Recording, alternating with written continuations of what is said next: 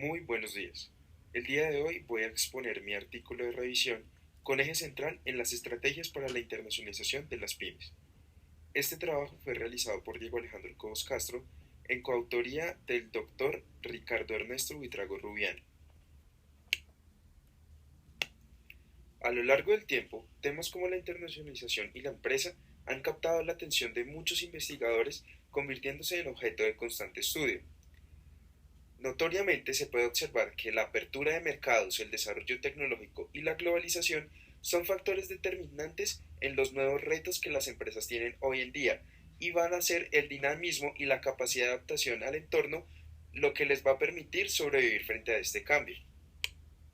Sin embargo, dichos estudios en su mayoría se han centrado en las grandes empresas, dejando a un lado la pequeña y la mediana industria que a partir de finales de los años 90, con los cambios en las tecnologías de la información y la relación comercial entre países, son las pymes las que se convierten en objeto de investigación como consecuencia de la incursión exitosa de las pymes asiáticas.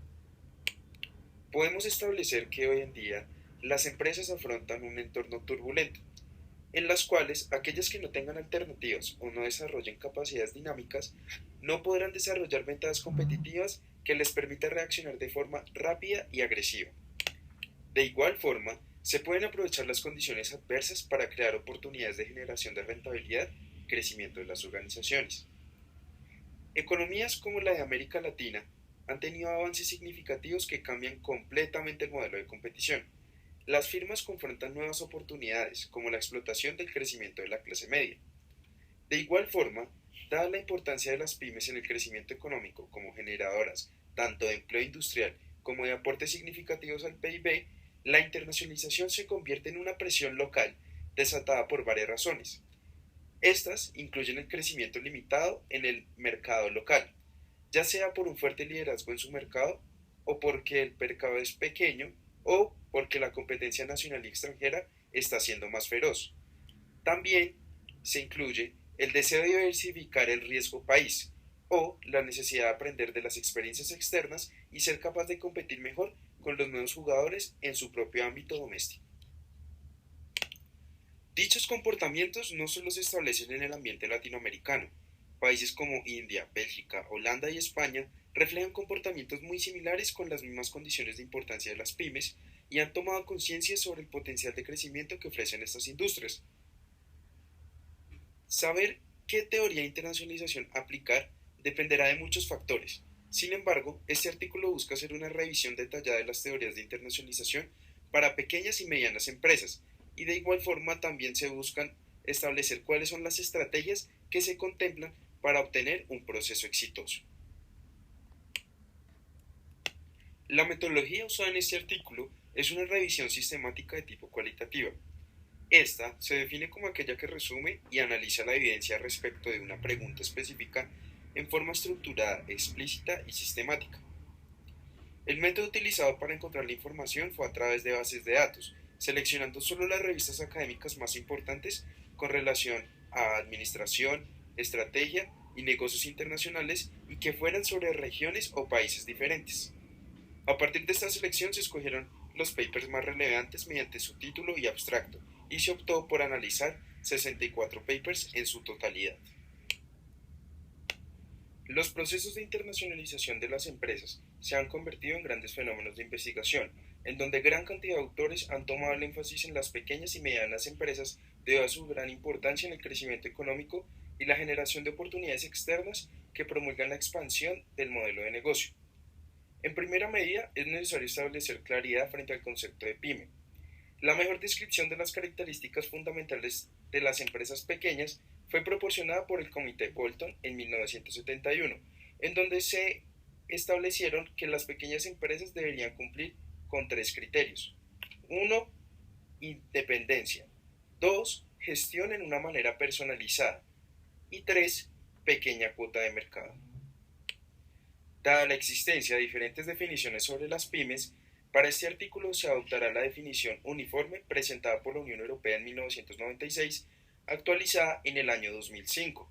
De igual forma, se presenta una tabla en donde están las diferentes comparaciones de definiciones de pymes entre la Unión Europea y algunos países latinoamericanos. El segundo concepto a establecer claridad es el de internacionalización. Este puede ser definido como un conjunto de operaciones para establecer vínculos con cierto grado de estabilidad entre la empresa y los mercados internacionales por medio de un proceso incremental de implicación y proyección internacional. Otros autores hacen una aproximación al concepto haciendo referencia a una estrategia corporativa de crecimiento por diversificación geográfica internacional, a través de un proceso evolutivo y dinámico de largo plazo que afecta gradualmente a las diferentes actividades de la cadena de valor y a la estructura organizativa de la empresa, con un compromiso e implicación creciente de sus recursos y capacidades con el entorno internacional y basado en un conocimiento aumentativo. Por su parte, Welch y Lustig establecen que el término internacionalización se refiere comúnmente al proceso de aumentar la participación en operaciones internacionales. El estudio de la internacionalización de las pymes es relativamente nuevo. Sin embargo, existe gran cantidad de estudios en los cuales, por medio de las diferentes teorías, se busca una respuesta estratégica que vaya acorde con la empresa, que genere ventajas competitivas y que le permita explotar las oportunidades externas bajo recursos propios, ventajas de localización y la construcción de redes sociales que promulgan la adquisición de conocimiento, las alianzas estratégicas y la identificación de recursos disponibles para aprovechar las oportunidades en el mercado. A continuación, se identifican las teorías de internacionalización que más sobresalen en las recientes investigaciones, analizando su estructura metodológica y su viabilidad para la aplicación de las pymes. Cabe resaltar que en este estudio se manejó literatura de diferentes regiones y países para enriquecer el ejercicio investigativo y establecer un panorama mucho más amplio sobre las teorías de internacionalización. Bajo una revisión exhaustiva, se evidenció que en la gran mayoría de documentos se planteaban tres teorías de internacionalización, las cuales suelen ser las más usadas por los autores para sustentar los procesos de internacionalización usados por las pymes alrededor del mundo. Estas tres teorías son teoría incremental, teoría de recursos y teoría de redes. La teoría incremental tiene sus inicios a partir de comienzos de los años 70. De acuerdo con Johansson y Balnick, las empresas inician su proceso de internacionalización con la comercialización de sus productos en el mercado doméstico y luego empiezan a internacionalizarse a través de una serie de decisiones incrementales destinadas a conocer y experimentar el mercado internacional. A través del modelo Uppsala, estos autores plantearon que las empresas tienden a elegir como objetivo los vecinos, es decir, los países con los que físicamente están más cerca y posteriormente traer mercados foráneos con mayores distancias físicas.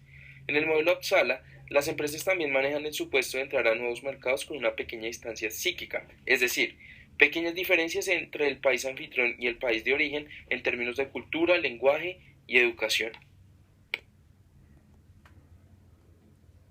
La teoría basada en los recursos data de 1984 y esgrime como propósito analizar los recursos y capacidades para identificar el potencial de una firma para instalar ventajas competitivas a través de identificar y valorar los recursos y habilidades disponibles, ya sea porque las posee o tiene posibilidades de alcanzarlos.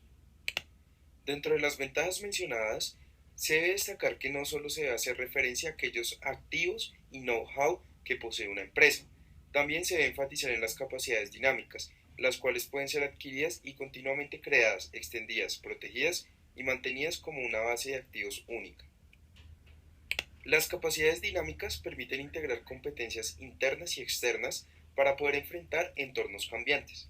Del mismo modo, otro aspecto a tener en cuenta es el aprendizaje organizacional, el cual hace referencia a que la internacionalización proporciona oportunidades para adquirir conocimiento adicional y experiencias para crear ventajas competitivas. Cuando una empresa tiene un amplio acceso al conocimiento y sumado a esto, estimula el aumento de las capacidades dinámicas, inmediatamente esto se traduce en rendimientos superiores para la empresa. En la década de los 80 del siglo pasado, se acentuó la visión estratégica de que los factores internos de la empresa facilitan o entorpecen el camino hacia la internacionalización. Los factores internos hacen alusión a las capacidades y recursos disponibles de la empresa, junto a los factores externos que se definen como las características competitivas del entorno. Son los dos factores primordiales para determinar los beneficios obtenidos por una empresa. Uno de los retos de la dirigencia empresarial radica en identificar, desarrollar, proteger y explicar recursos y capacidades de una forma tal que la empresa obtenga una ventaja competitiva sostenible que le proporcione un retorno superior. La teoría de redes busca explicar el proceso de internacionalización como un desarrollo lógico de las redes organizativas y sociales de la empresa.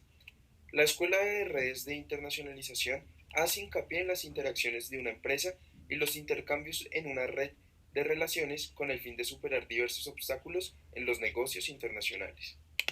Las redes internacionales son descritas como una relación entre el equipo de gestión de las empresas y sus empleados con los clientes, proveedores, competidores, agentes gubernamentales, distribuidores, bancos, familias, amigos o alguna otra parte que permita internacionalizar las actividades del negocio. Una red en funcionamiento es inmensamente importante. Por lo tanto, si una colaboración internacional es trabajar bien durante un periodo de tiempo más largo, la dirección ejecutiva de una empresa debe ser capaz de desarrollar y utilizar las relaciones sociales con muchos actores. Los autores Hills y Swart argumentan que el rendimiento de las pymes puede mejorar notoriamente por medio de una orientación activa de aprendizaje que se deriva de las alianzas estratégicas entre las empresas. Existen diferentes tipos de alianzas, sin embargo no se ha tenido en cuenta la naturaleza de la información que se intercambia. Según Garrett y Dusage, existen dos tipologías, alianzas de escala y alianzas complementarias. Las alianzas de escala tienen como objetivo realizar economías de escala, mientras que las alianzas complementarias buscan crear condiciones favorables de aprendizaje y capacidad de apropiación. Inkpen establece que las alianzas proporcionan a las empresas oportunidades únicas de apalancar sus fortalezas con la ayuda de sus socios. Sin embargo, las pymes desarrollan diferentes tipos de relación dependiendo del tipo de interacciones o intercambios que ésta realicen. Existen actualmente tres tipos de redes. El primero de ellos son las redes sociales, el segundo son las redes de negocios y la tercera son las redes institucionales. Una de las grandes ventajas de esta teoría es la adquisición de conocimiento y aprendizaje entre empresas. Actividades basadas en el conocimiento están en la base de la ventaja competitiva sostenible en la economía actual.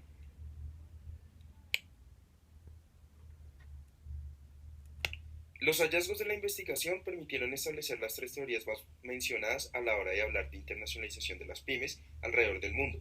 Sin embargo, existen algunos autores que reflejan que esos modelos no pueden ser los únicos que deben ser contemplados, debido a que bajo una perspectiva económica, es decir, una perspectiva puramente basada en costos y ventajas económicas de la internacionalización, se podría hablar de la teoría de los costos de transacción.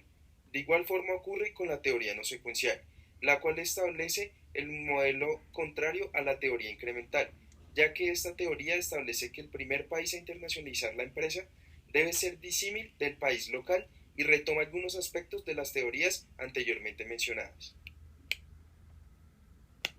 Actualmente, las pequeñas y medianas empresas han sido objeto de estudio dentro del análisis de los procesos de internacionalización a partir de la gran importancia económica que han aportado en cuanto a crecimiento, tasas de empleo y gran aporte al sector industrial reflejado en el Producto Interno Bruto. Alrededor del mundo han sido las pymes las que han forjado las economías de los países, y es por esta razón que se toma conciencia de la importancia de transcurrir más allá de las fronteras y analizar cuáles son las estrategias más influyentes a la hora de optar por un proceso de internacionalización. Empresas de determinados mercados emergentes han desarrollado ventajas específicas de la empresa, lo que les ha permitido competir con éxito en el extranjero. Asimismo, es importante la dinámica del entorno como factor exógeno de gran influencia en el proceso internacional.